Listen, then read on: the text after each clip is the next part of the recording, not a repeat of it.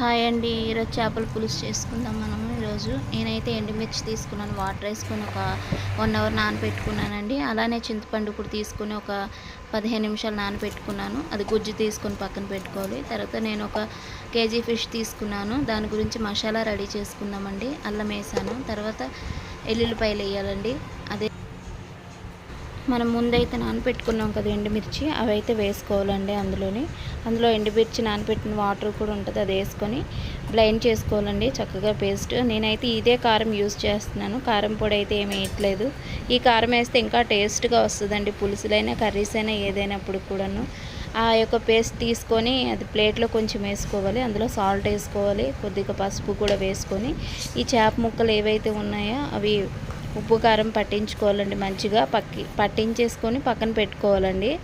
ఉప్పు కారం మన ఇష్టమే, ఏదైనా వేసుకోవచ్చు. మిరియాల పొడి వేసుకోవచ్చు, మనకి ఏమేమి కావాలంటే అవన్నీ వేసుకొని, నేనైతే అందులో కొంచెం ఆయిల్ కూడా వేసుకున్నానండి. వేసుకున్న తర్వాత బాగా మిక్స్ చేసుకొని ఆ ఫిషెస్ ఏవైతే ఉన్నాయో పీసులు బాగా పట్టించాలండి, మంచిగా అప్లై చేసుకొని పక్కన పెట్టుకోవాలండి. అని నేను కొన్ని చేస్తున్నాను, మరి కొన్ని అయితే కర్రీ కూడా చేసుకుంటున్నాను.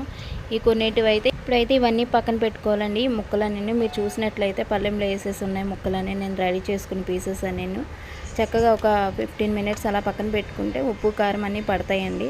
మంచిగా ఫ్రై చేసి ముక్కలు తిన్నప్పుడు కూడా బాగానే ఉంటాయండి. అట్లా పులుసు కర్రీ అన్నీ చేసుకోవచ్చండి.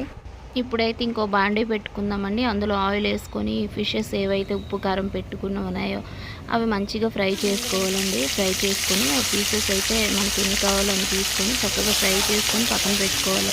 ఇంకో ప్యాన్ పెట్టుకున్నానండి, అందులో అయితే ఆయిల్ వేసుకున్నానండి. అందులోనే ఆవాలు జీలకర్ర కూడా వేసుకొని బాగా ఫ్రై అవ్వాలండి.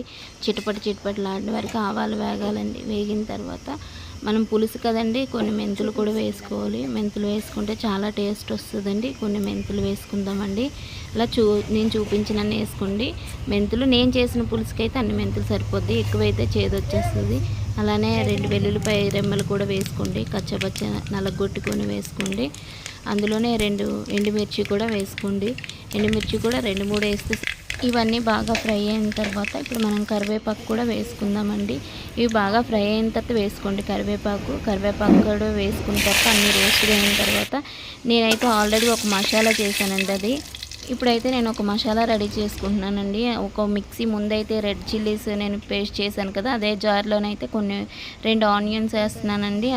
అందులోనే ఒక 1 స్పూన్ జీలకర్ర కూడా వేసుకుంటున్నానండి. 4-5 రెమ్మలు వెల్లుల్లిపాయలు కూడా వేసుకుంటున్నానండి. వేసుకున్న తర్వాత ఒక టమాటా ఒకటి కట్ చేసుకుని అందులో వేసుకుందామండి. ఇవన్నీ కలిపి పేస్ట్లా తయారు చేసుకుందామండి. ఈ పేస్ట్ అయితే మంచిగా చేసుకున్న తర్వాత ఇప్పుడైతే మనము ఆవాలు జీలకర్ర తాలింపు వేసుకున్నాం కదండి, అది పులుసుకి. ఆ పోపులోనేమో ఈ పేస్ట్ వేసేసుకోవాలండి. మంచిగా అది వేసేసిన తర్వాత ఆయిల్ చూసుకోండి, సరిపోకపోతే కొంచెం వేసుకోండి. చక్కగా అది ఫ్రై చేసుకోవాలండి. అందులోనే సాల్ట్ వేసుకుందాము. అలాగే నేనైతే ముందు పసుపు వేసుకున్నాను కదండి, నేను ఇప్పుడు వేయట్లేదు పసుపు. మీకు కావాలంటే వేసుకోండి పసుపు. ఇందాకలైతే మనం ముందు చేసుకున్న కారం పేస్ట్ ఏదైతే ఉందో రెడ్ చిల్లీది, అది కొంచెం వేసుకుందామండి. ఉప్పు ఈ యొక్క కారం వేసుకున్న తర్వాత మంచిగా ఫ్రై అవ్వాలండి. ఎంత బాగా ఫ్రై అయ్యి ఆయిల్ బయటకు వచ్చేంత వరకు ఫ్రై చేసుకోవాలండి. చూడండి ఇప్పుడు ఎంత బాగా ఆయిల్ బయటకు వచ్చిందో. ముందు తీసుకొచ్చినట్లు చింతపండు నానబెట్టుకొని చింతపండు మగ్గు తీసుకొని అని చెప్పాను కదండి, అదైతే ఇందులో వేసుకోవాలండి.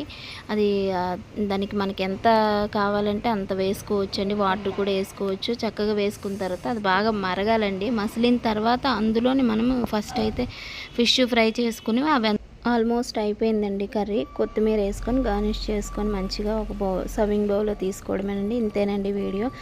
మీకు నా వీడియో నచ్చినట్లయితే లైక్ చేయండి, షేర్ చేయండి, సబ్స్క్రైబ్ చేయండి. థ్యాంక్ యూ అండి.